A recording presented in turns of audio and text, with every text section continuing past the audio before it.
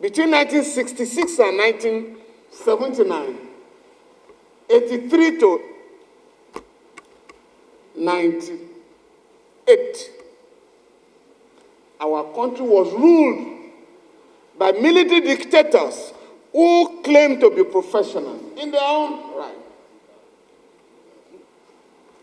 It is because of the culture of impunity in our country.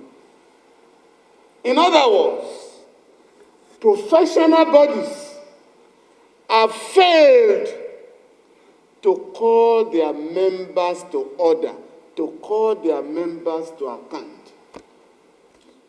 Right now, I think this is the 6th week, 6 weeks that judicial staff in Nigeria have been on strike. Why? All the governors, including lawyers amongst them, have refused to comply with Section 121 of the Constitution, which prescribes that there shall be financial autonomy for the judiciary in order to strengthen the democratic process. Houses of assembly shall also enjoy financial autonomy, again, so that the principle of separation of powers can be consolidated.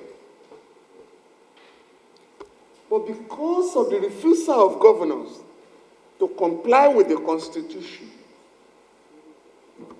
all judicial staff are on strike. Courts have shut down.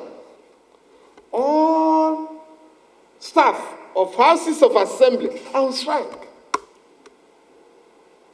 You know the implication of that, particularly for the courts.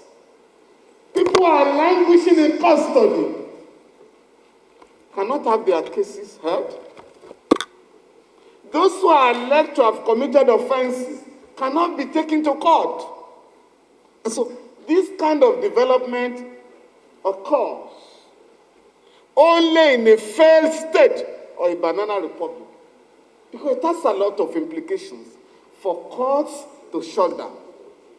It's almost an anathema in a democracy. All citizens, all of us, shall ensure that corruption and abuse of office are no longer part of our culture. Section 15, subsection 5.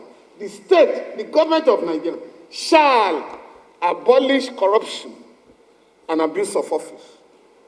Section 24 of that same constitution has now imposed a duty on all of us to help all law enforcement agencies, including the anti-corruption agencies, to fight corruption and illegality in our country.